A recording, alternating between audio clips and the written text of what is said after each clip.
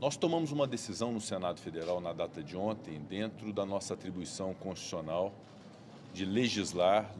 com bases de critérios, com bases de anseio social, com bases principiológicas, buscando fazer uma mudança na Constituição Federal que busque garantir algo muito simples e muito básico. Olá, eu sou Marília, repórter digital do canal Saiu no Diário Oficial Notícias. Se inscreva e ative o sino para receber notícias diárias sobre os principais acontecimentos da política brasileira, como por exemplo, decretos presidenciais, decisões do STJ e STF e muito mais.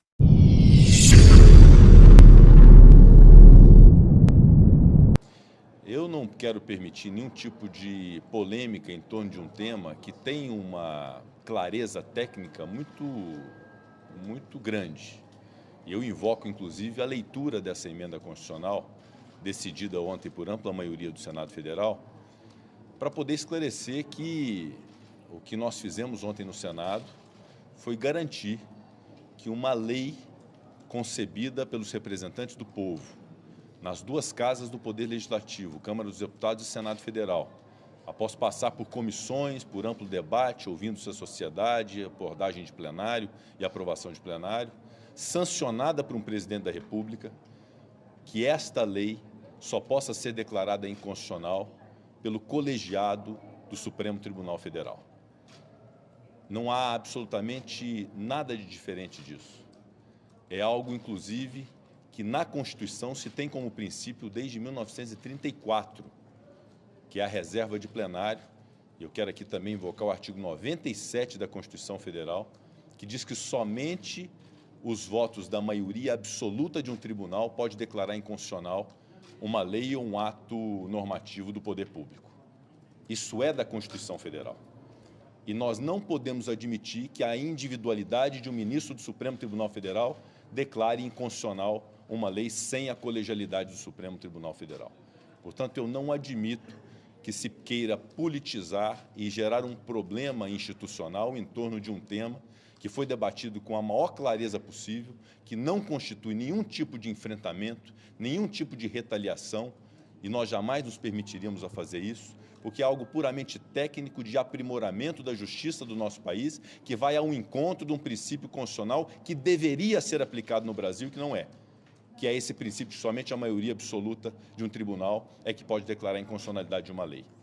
Então é essa a razão de ser dessa emenda à Constituição, e eu quero aqui de novo dizer que o discurso político no Brasil, infelizmente, está muito pobre, muito vazio de argumentos para poder se deixar levar a uma discussão desse nível entre direita e esquerda, entre um presidente e ex-presidente, de um tema dessa natureza, que, repito, é um aprimoramento absolutamente saudável. Eu, mais uma vez, quero aqui provocar todos para a leitura e a compreensão desse instituto, antes que haja qualquer tipo de exploração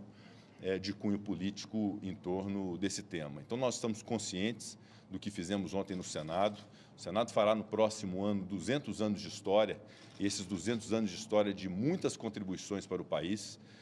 Recentemente, o Senado se mostrou uma casa muito importante para a consolidação da democracia do nosso país. Eu quero dizer aqui que ninguém e nenhuma instituição tem um monopólio da defesa da democracia no Brasil, porque aqui desse púlpito do plenário do Senado Federal, eu como presidente, defendi o Supremo Tribunal Federal, defendi a Justiça Eleitoral, defendi as urnas eletrônicas, defendi os ministros do Supremo Tribunal Federal, defendi a democracia do nosso país, repeli em todos os momentos as arguições antidemocráticas, inclusive a que consubstanciou o 8 de janeiro com os ataques que nós sofremos. Estivemos unidos nesse propósito, mas isso não significa que as instituições sejam imutáveis ou sejam intocáveis em razão de suas atribuições. Nós estamos aqui promovendo uma busca de equilíbrio entre os poderes, repito, para que uma lei votada no Congresso Nacional, que é formada por representantes do povo brasileiro, não seja desconstituída por ato unilateral de uma pessoa que, por mais importância que tenha, como ministro do Supremo Tribunal Federal, não se sobrepõe ao Congresso Nacional, não se sobrepõe ao presidente da República e não se sobrepõe ao colegiado da sua própria casa. Tá gostando do conteúdo? Curta esse vídeo e fique conosco até o final.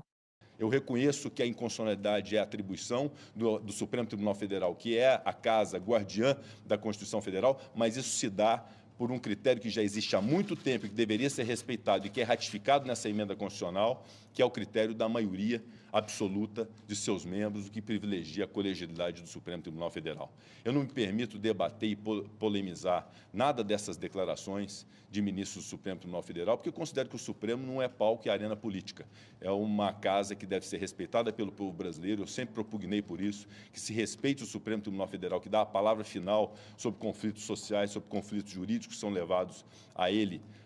para poder decidir. Então, é uma casa que deve julgar, que deve aplicar a justiça, que deve aplicar a Constituição e que todos os brasileiros devem confiar. Então, não me permito fazer um debate político, tampouco receber agressões que gratuitamente eu recebi por membros do Supremo Tribunal Federal em razão de um papel constitucional que eu cumpri de buscar aprimorar a justiça do nosso país através dessa emenda à Constituição. E quero dizer que nós continuaremos cientes da nossa responsabilidade constitucional, porque nós